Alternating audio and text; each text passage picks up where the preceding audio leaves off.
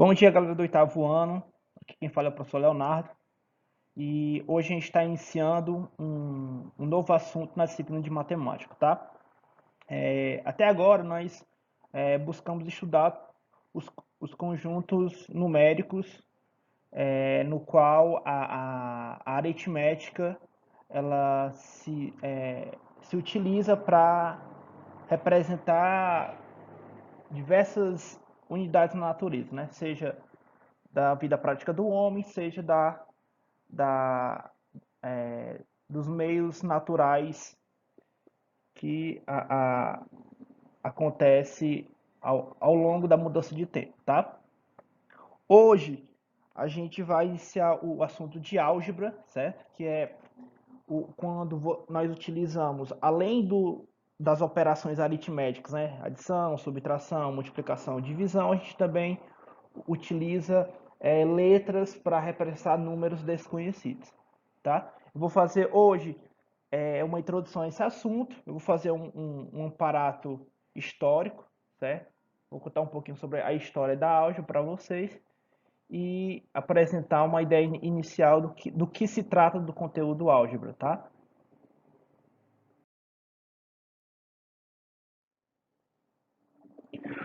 Um pouco sobre a história da álgebra, tá? Na antiguidade, pessoal, a falta de símbolos, né, para indicar números que não se conheciam era uma das grandes dificuldades do homem, não apenas na parte de compreensão lógica, tá, mas também na parte prática em si, quando havia alguma necessidade de engenharia, de construir algum monumento, né, algum palácio, ou calcular distâncias em que essas medidas não eram muito bem compreendidas, tá? Então, encontrar esses números desconhecidos era um pouco complicado, né? Esses dois senhores, né, tanto Aristóteles como Euclides, eles foram os primeiros cidadãos a usarem letras ou símbolos, né? Não apenas letras, mas também símbolos para representar números desconhecidos, tá? E isso, com o passar do tempo, se tornou algo padrão na álgebra, certo? E o uso de letras para representar números que não se conhecia ou que não se conhece, tá? Se tornou algo bem trivial, certo? Bem usual. Bem, pessoal, na verdade, o primeiro registro do uso de letras para representar quantidades desconhecidas, né, que se tem notícia, é bem anterior ao próprio Aristóteles e ao Euclides, tá? Por exemplo, o papiro de Hindi, que foi encontrado na cidade de Tebas, no Egito, data de 1550 a.C. Tá? Então, os egípcios eles já utilizavam dessa ferramenta, certo? Para não apenas desenvolver a sua matemática, a sua ciência, mas para de fato utilizar e resolver problemas práticos, né? Eles lidavam muito com o problema da cheia dos rios, então eles precisavam utilizar desses artifícios matemáticos para calcular a distância que a margem do rio teria, por exemplo, para as suas lavouras, tá certo?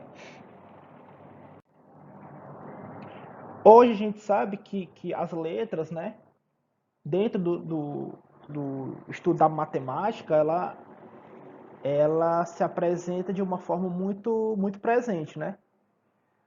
Por exemplo, quando a gente tá se falando de computação, né? A gente está falando basicamente de uma reprodução algébrica de uma certa linguagem. Então, por exemplo, o computador de vocês, a placa-mãe do computador de vocês, ela decodifica informações binárias. Então, assim, a placa-mãe, ela só reconhece, na verdade, dois símbolos, que no caso são dois números, o 1 e o 0, tá? Quando você digita uma determinada tecla no teclado do seu computador ou do seu celular, algum símbolo, o que na verdade o que a placa-mãe do computador ou do celular interpreta é uma sequência de algarismos 1 ou 0, certo? Ah, isso é o que nós chamamos de criptografia, tá certo? E é graças à criptografia que a, hoje nós podemos ter os sistemas de segurança, né, na internet, tá certo? Um outro exemplo, por exemplo, dessa figurinha aqui da esquerda, é quando, por exemplo, o taxista, né, o motorista de aplicativo do Uber, ele recebe uma corrida e quando ele aceita, quando há esse mapeamento do trajeto, né, que ele vai percorrer na corrida, o ponto A e o ponto B representam partida e chegada do destino, tá? E são representados por letras que indicam o caminho mais próximo, certo? Que esse motorista deve percorrer para economizar combustível, para economizar tempo, tá certo? Então, a álgebra hoje tem muita tem muito significado na nossa vida, tá? Em relação às aplicações, um exemplo básico, tá? Que, na verdade vocês já estudaram, né? A gente já viu lá no sexto e no sétimo ano que quando a gente está falando de área e perímetro, né? A gente está falando de área de toda a região dentro da figura e de perímetro o contorno da figura, tá? No caso por exemplo, do perímetro de de um retângulo, né? A gente tem um retângulo de base B e altura A. Então a gente sabe que na base de cima também é B e na altura da direita também mede A, certo? Então o perímetro, nesse caso desse retângulo, é 2 vezes B mais 2 vezes A. E no caso da área, a gente sabe que a área de um retângulo é a multiplicação da sua base pela sua altura. Então, a gente tem que a área desse retângulo é B vezes A ou A vezes B, certo? A multiplicação ela é comutativa, a ordem da multiplicação não altera o resultado. E por que eu estou falando isso? Porque assim, aqui, né, a álgebra ela usa letras para representar